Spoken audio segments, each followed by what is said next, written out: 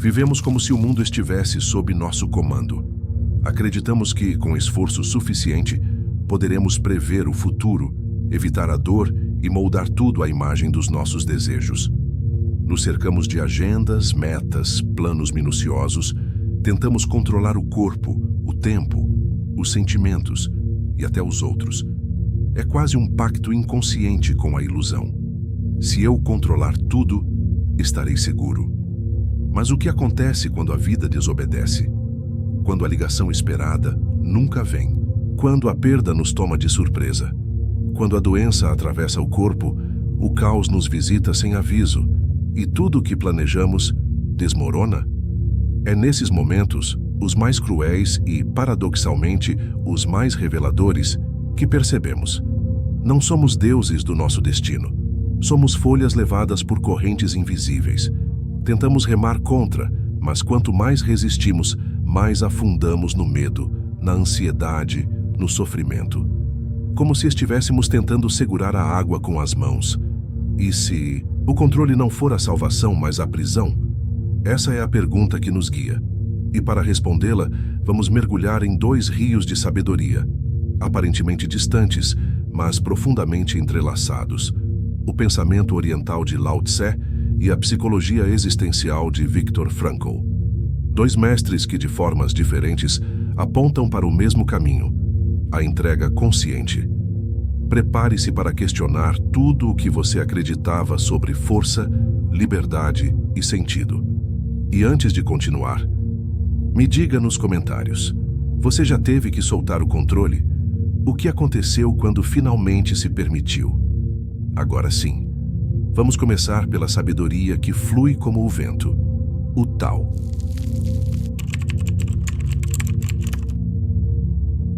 No mundo, nada é mais flexível e fraco do que a água, mas para atacar o que é duro e forte, nada pode superá-la. Assim escreveu Lao Tse, no Tao Te Ching. E nesse verso silencioso reside uma das verdades mais poderosas da existência.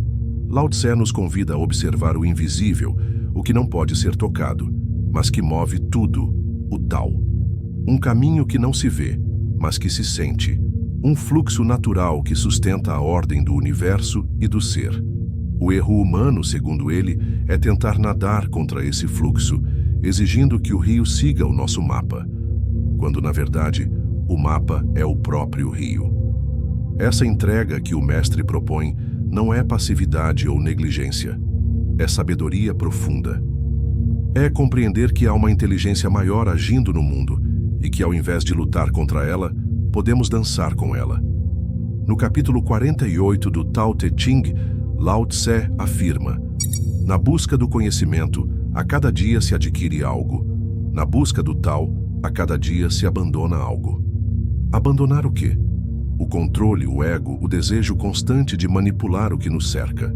A ação pela não ação, o famoso Wu Wei, é a arte de interferir o mínimo possível, de permitir que as coisas aconteçam com naturalidade, sem forçar, sem empurrar. É o estado de confiança absoluta, onde até a incerteza é bem-vinda. No Ocidente, isso pode parecer estranho, até desconfortável. Afinal, somos treinados para fazer, conquistar, resolver. Mas talvez essa compulsão pela ação seja justamente o que nos mantém presos. O Tao nos convida a ser como o bambu, flexível diante da tempestade, enraizado mesmo em terrenos incertos. E quando aceitamos o movimento da vida, algo em nós se desfaz. Uma rigidez antiga, uma tensão interna, uma resistência muda. E no lugar surge o espaço, a leveza, a clareza. Não controlar é um ato de profunda inteligência, e isso nos prepara para o próximo passo. Quando não podemos mudar o fluxo, como encontramos sentido dentro dele?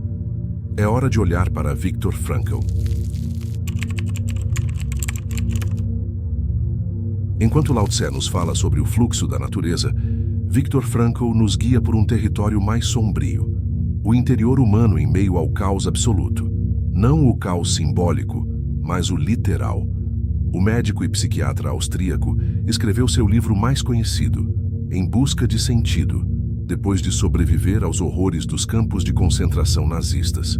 Ali onde tudo podia ser tirado: o nome, a dignidade, os familiares, a própria pele. Frankl descobriu algo que ninguém podia roubar: a liberdade interior. A última das liberdades humanas é escolher a nossa atitude diante das circunstâncias, escreveu ele. E essa frase, aparentemente simples, carrega a semente da revolução espiritual. Para Frankl, o ser humano não está fadado ao desespero, mesmo diante da dor mais profunda.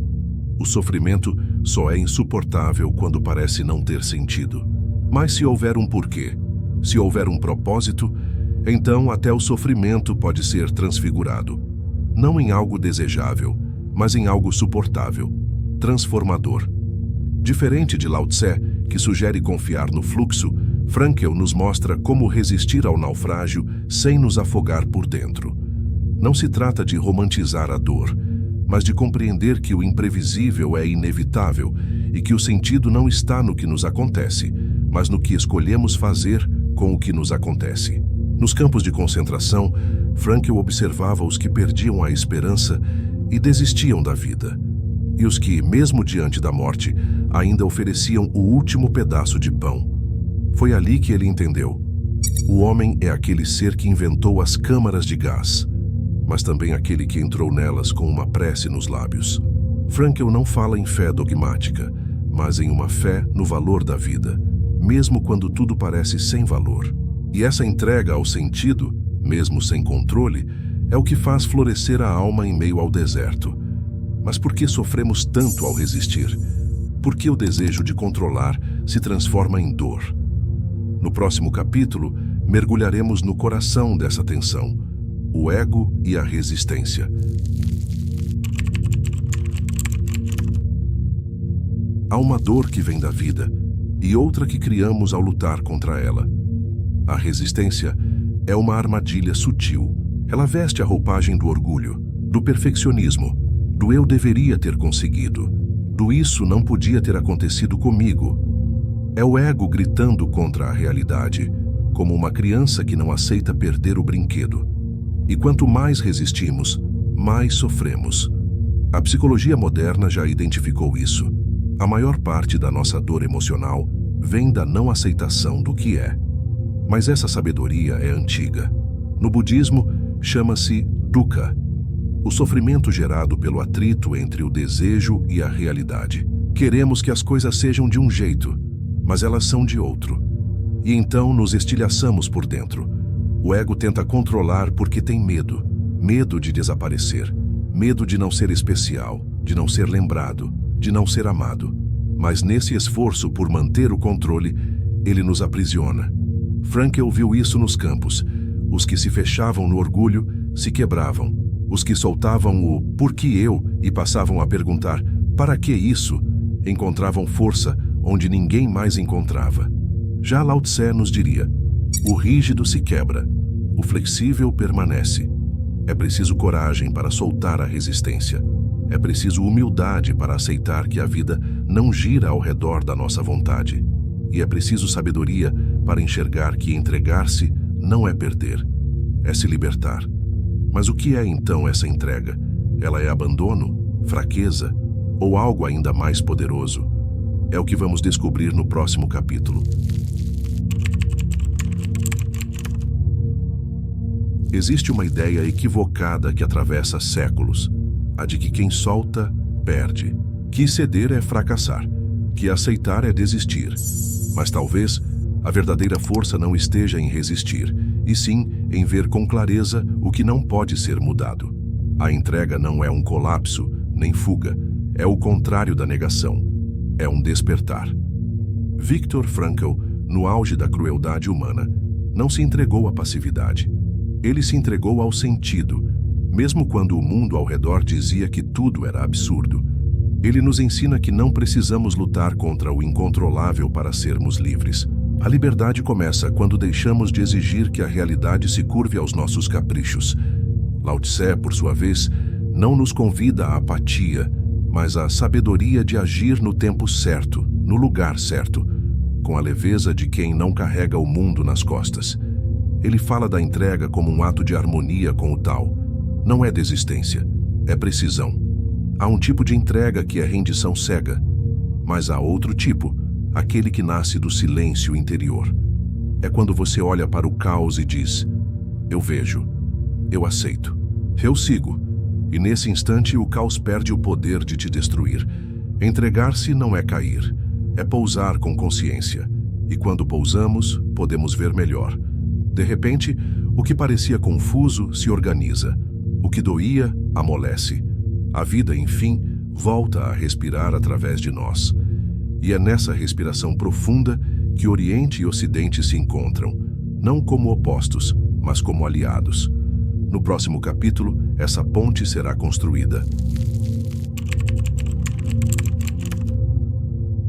Por séculos fomos ensinados a ver o mundo em dualidades, razão ou intuição, ação ou contemplação, ciência ou espiritualidade, Oriente ou Ocidente.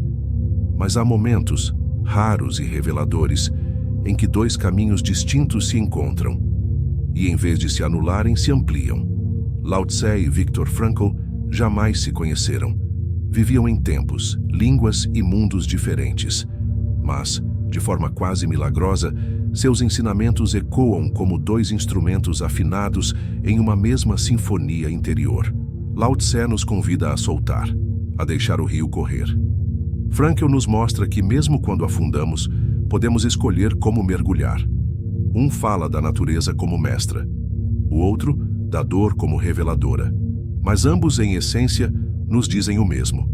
A vida não é para ser controlada, é para ser compreendida. E é nessa compreensão que nasce o sentido. O Tao é o caminho invisível que tudo sustenta. O Logos é a centelha de significado que dá direção à alma. Quando fluímos com o Tao, nos harmonizamos com o universo. Quando escolhemos o sentido, nos harmonizamos conosco. E talvez a união dessas duas forças seja o que nos falta. Nem apenas flutuar à deriva, nem tentar remar contra toda a corrente, mas reconhecer o rio e escolher como dançamos dentro dele. É nesse ponto que a espiritualidade deixa de ser doutrina e se torna vivência, que o autoconhecimento se alinha com a fé, que o silêncio de Lao Tse encontra a voz de Frankl, e ambos sussurram: você não precisa entender tudo, precisa apenas estar presente. No encontro entre Oriente e Ocidente, há espaço para a contemplação e para a ação, para o mistério e para o propósito, para o fluir e para o escolher. E quando esses dois mundos se abraçam dentro de nós, algo se transforma. É como se o caos finalmente fizesse sentido, como se o controle deixasse de ser necessário. Porque, enfim, confiamos. E é aqui que a entrega se revela não como fuga, mas como milagre. No capítulo final, vamos contemplar esse milagre e nos perguntar: como seria viver assim, todos os dias? Há um momento em que tudo silencia, não porque o mundo parou, mas porque nós paramos de lutar contra ele. É nesse instante, sutil, quase imperceptível, que acontece o milagre da entrega. Não é uma explosão, não é uma vitória com aplausos, é uma paz suave, que se instala como brisa após a tempestade. É o corpo que desacelera, o coração que respira. É o pensamento que, pela primeira vez em muito tempo, não está tentando consertar, antecipar ou controlar. A entrega verdadeira acontece no invisível. É o momento em que você solta o medo de ser mal interpretado, de não ser suficiente, de perder algo que nunca teve. É quando você deixa de perguntar: por que isso está acontecendo comigo? E começa a perguntar: o que isso quer me ensinar? A entrega nos devolve ao nosso estado natural, inteiros, conectados, presentes.